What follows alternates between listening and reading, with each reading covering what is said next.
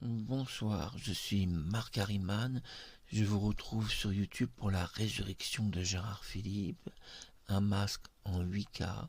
Je suis concepteur de masques 8K et je suis la première personne au monde à ramener Gérard Philippe à la vie exactement comme il était et même beaucoup mieux en fait, puisque j'agis sur une technologie dite en 8K.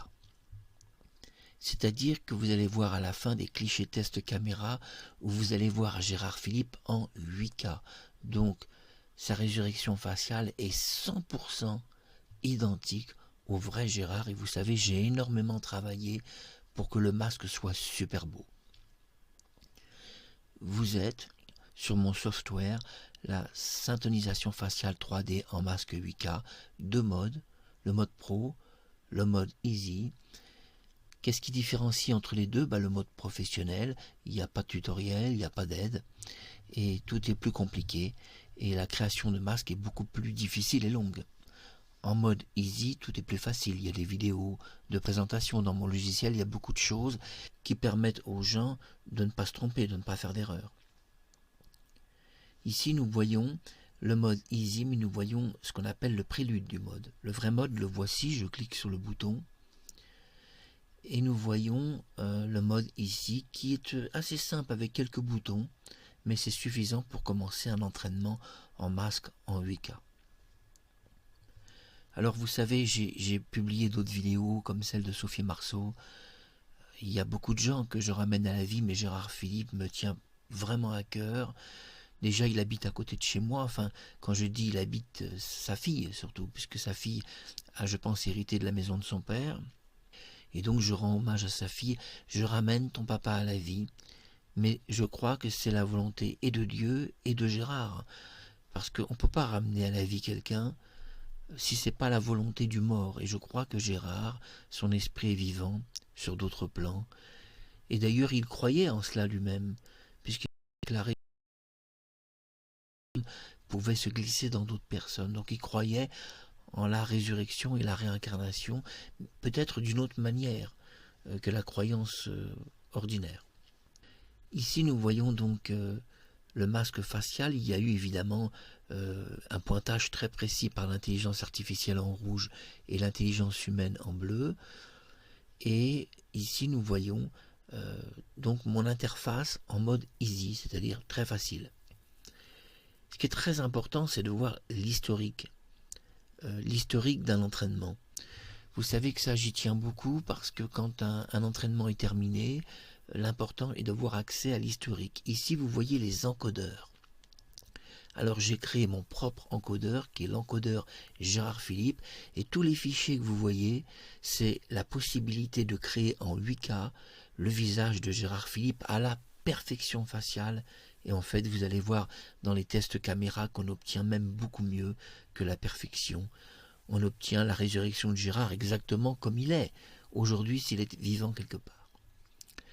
Alors, nous voyons ici que je bifurque, puisque dans la syntonisation faciale, il y a accès à des dossiers, et je peux prévisualiser, excusez-moi, je répète, je peux prévisualiser le dossier, si vous voulez, clic par clic, et voir de quelle manière le masque s'est créé. Nous sommes en ITER.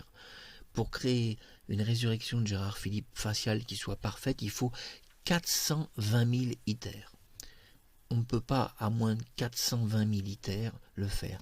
Et vous voyez ici, je vous ai montré le mode de back. Le mode de back, c'est-à-dire que je peux de temps en temps revenir. S'il y a un bug, je supprime un encodeur back et je reviens sur l'encodeur par exemple 5 au lieu du 4.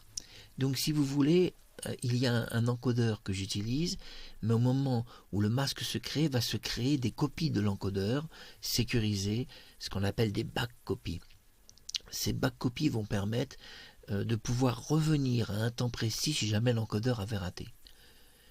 Et là, nous voyons à l'ITER 10, il existe un encodeur de l'ITER 10, donc il y a eu un copier de l'encodeur ITER 10, et à chaque fois, tous les 10 ou 20 ITER, il y a un encodeur qui est enregistré d'une façon à part dans un dossier.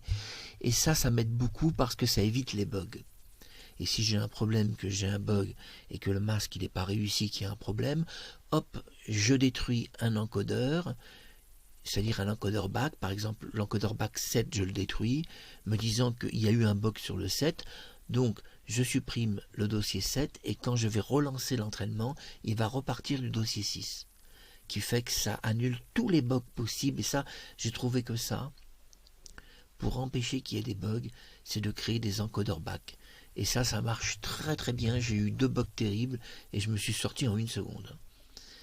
Alors là, vous voyez donc des extraits où nous voyons des clichés de l'encodeur back, excusez-moi, j'essaie de bien prononcer, et ces clichés ITER représentent donc un mode d'entraînement.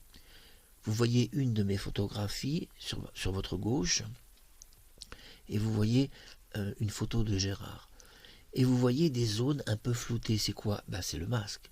Le masque qui se crée au fur et à mesure. C'est un masque en 3D qui reprend beaucoup de la technologie japonaise et chinoise.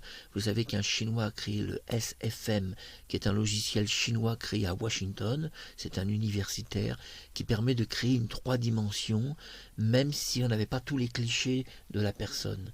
On peut arriver à créer une 3 dimensions. Mais lui, le logiciel qu'il avait fait, c'était un logiciel pour créer des voitures, des maisons, mais pas du tout facial. Et moi, j'ai eu l'idée de l'utiliser en mode facial. Évidemment, en mode 8K et tout, j'ai entièrement tout reprogrammé de notre façon.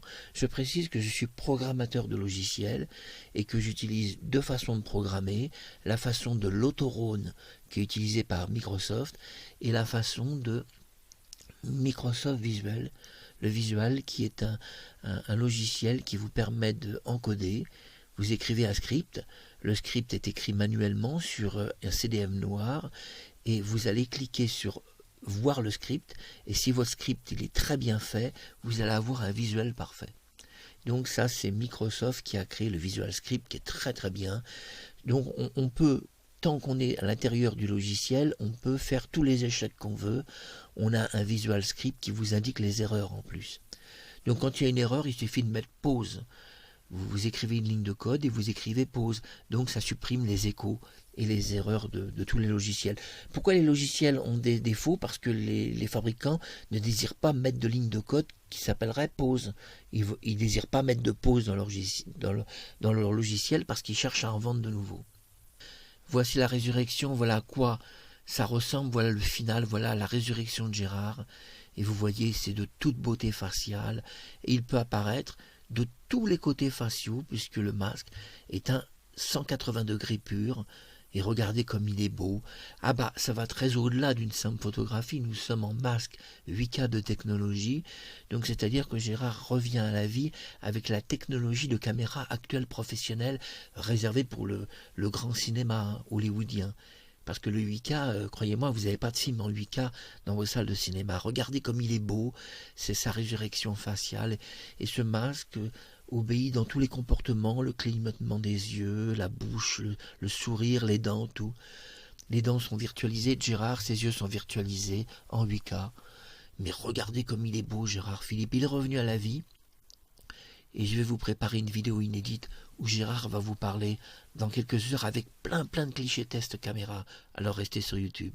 J'embrasse Sophie Marceau, Alessandra Martinez, Cindy Daniel et tous ceux qui nous regardent. Je vous aime tous très fort. C'était Gérard Philippe. Oh, que dis-je? C'était Marc Harriman, mais aujourd'hui, c'est vrai que je suis un peu Gérard Philippe. En tous les cas, je l'aime assez pour le ramener à la vie. À bientôt sur YouTube.